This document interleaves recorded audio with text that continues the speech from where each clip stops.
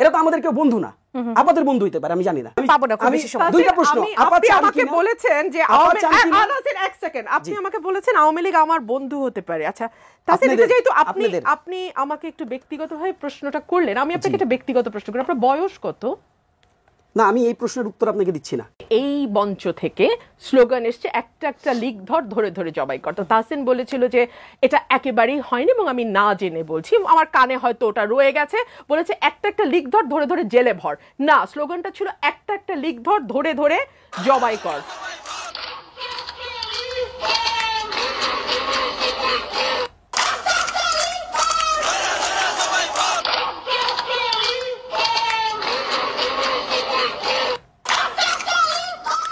এই যে ধরুন প্রচন্ড রকম অসহিষ্ণুতার যে চাষ, আমি জানি না এটা কি শাহবাগ এলাকাটার সমস্যা কিনা জানি না, তাদেরই কেন জানি চরম অসহিষ্ণুতা।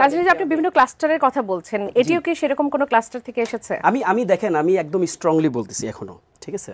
আমি জানি না এই কন্টেন্ট এডিটেড কিনা। এটা চ্যানেল 24 এর একটি কন্টেন্ট, চ্যানেল 24 এর যে কোনো কন্টেন্ট আর you can edit sound, but whatever, আমি সেই জায়গায় যাচ্ছি না। আমি দেখেন, আমি স্পষ্ট যেটা অফিসিয়ালি এন্ডোর্স করার একটা ব্যাপার আছে, আমি অফিসিয়ালি এন্ডোর্স করতেছি, যেটা অফিসিয়াল কোনো স্লোগান না। আমি একটু বলতে হবে, আমাকে একটু সুযোগ দিতে হবে। আপা যেহেতু দেখিয়েছেন, ডেফিনেটলি একটা এভিডেন্স নিয়ে এসেছেন। আমি কেন চ্যালেঞ্জ করছি দেখেন, আমি বারবার বলেছি এখানে ডিফারেন্ট ক্লাস্টার্স আছে। আপনাকে বুঝতে হবে যে এখানে জুলাই আগস্টের সাথে কানেক্টেড মিনিমাম 36টা 38টার মতন সংগঠন আছে, এবং যেটা হয়েছে এটা ডিফারেন্ট ক্লাস্টারে তারা বিভক্ত হয়ে বিভিন্নভাবে স্লোগানগুলো দিয়েছে। তবে অফিসিয়ালি এই স্লোগানকে আমরা কেউ ওন করি না। আমি জানি যে আপাতত এটাই জানতে চান যে আমাদের এই জাতি বা আমাদের এই সোসাইটি বা আমাদের এই জেনারেশন যেন এই স্লোগানটাকে ওন না করে। আপার কিন্তু মোটিভেট, আপা যে সমালোচনাটা করতেছেন এটা শুধুমাত্র যে আমাদেরকে মানে ডাউনগ্রেড করার জন্য সমালোচনা, এটা না। উনি চান না যে আমরা এটাকে ওন করি। আমি তো এটাই কাজে আমি এটা ক্ল্যারিটি দিচ্ছি আপনাকে, এই ধরনের জিনিস আমরা কেউই ওন করি না। আচ্ছা, আজকের বিষয়টা নিয়ে একটু প্রশ্ন করি, সেটা হচ্ছে যে জামাতে ইসলাম, হেফাজতে ইসলাম শিবির আজকে সবথেকে সরব উপস্থিত। আপা যদিও তখন বলছিলেন যে জামাত বলেছে যে আমরা দলগতভাবে সেখানে নাই, কিন্তু তাদের উপস্থিতিটাই আজকে স্পষ্টভাবে সরবভাবে দেখা গেছে। রাজনীতির নতুন সমীকরণের কথা অনেকে বলছে এনসিপির সাথে। আপনারও কি মনে হয় যে এটি রাজনীতির নতুন সমীকরণ হিসেবে? আমার মোটেও মনে হয় না যে এটা রাজনীতির নতুন সমীকরণ। আপনি একটু খেয়াল করলে দেখবেন যে এটা রাজনীতির নতুন সমীকরণ। এই ডটগুলো আপনি কোন ডটগুলো কানেক্ট করলে এখান থেকে উত্তরটা এরকম আসতো। যদি আমরা এখানে বিএনপিকে কোনোভাবে প্রত্যাশাই না করতাম, এক, অথবা আমরা কোনোভাবে যদি বিএনপিকে এখানে না ডাকতাম, দুই, অথবা আমরা কোনো না কোনোভাবে কোনো না কোনো টেকনিকে কোনো না কোনো সিস্টেমে যদি আমরা বিএনপিকে অ্যাভয়েড করতাম, তিন, এই তিনটার কোনোটাই ঘটে নাই।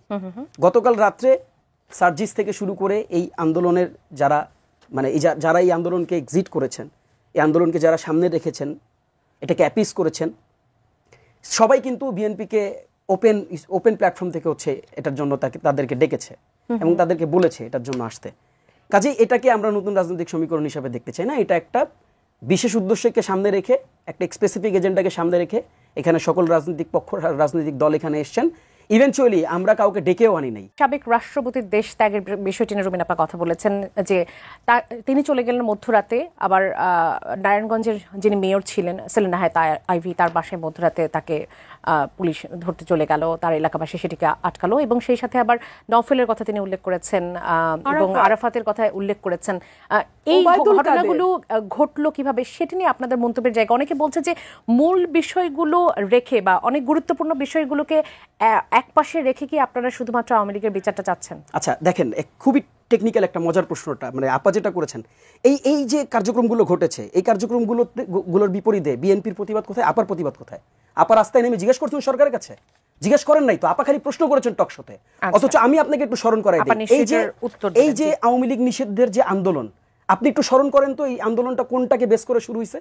এই আব্দুল হামিদ যে দেশ থেকে চলে গেল, এটাকে কাউন্টার করা, এটার জবাব চাওয়ার ক্ষেত্রেই কিন্তু, জবাব চাওয়া থেকেই কিন্তু এই আন্দোলনের শুরু হয়েছে। কাজেই আপনি যেই বাইনারিতে আমাকে ফেলতেছেন, আপনি যে প্রশ্ন আমাকে করতেছেন, ওই প্রশ্নে আপনি জর্জরিত।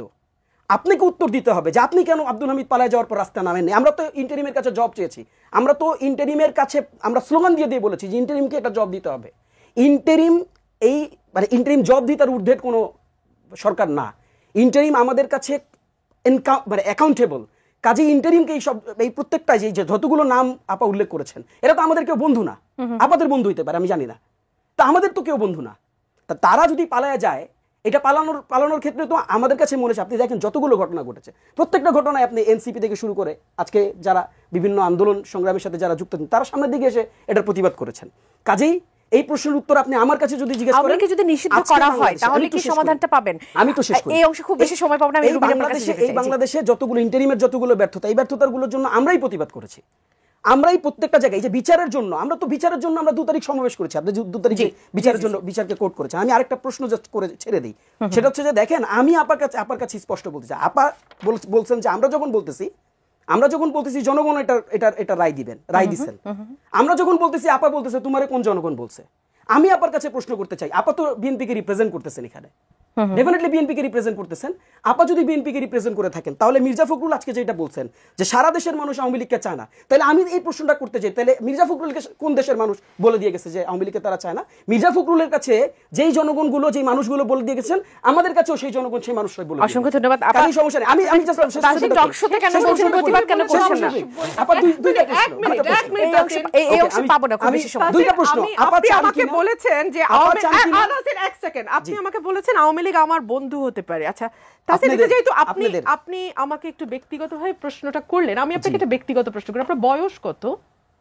না, আমি এই প্রশ্নের উত্তর আপনাকে দিচ্ছি না। আচ্ছা, আপনার বয়স যদি আমি ধরেও নেই 30, ম্যাক্সিমাম 30, আপনার বয়স যখন 13 ছিল তখন থেকে না আমাদের এই যাত্রা শুরু হয়েছে। তো আপনারা 36 দিন আওয়ামী লীগের বন্ধু হয়েছেন না শত্রু হয়েছেন না কি হয়েছেন বলতে পারবো না, তবে আমরা মনে করি বাংলাদেশে ভিন্ন মতের রাজনীতি থাকতে হবে এবং ভিন্ন মতের রাজনীতির কোএক্সিস্টেন্সটার নামই হচ্ছে গণতন্ত্র। কোন ভিন্ন মত এটা? সেটা ভিন্ন মতটা কোনটা? সেটা সেই ব্যাখ্যা তো আপনাকে আমি দেব না। এটা তো টকশোর ব্যাখ্যা দেবেন আপনি।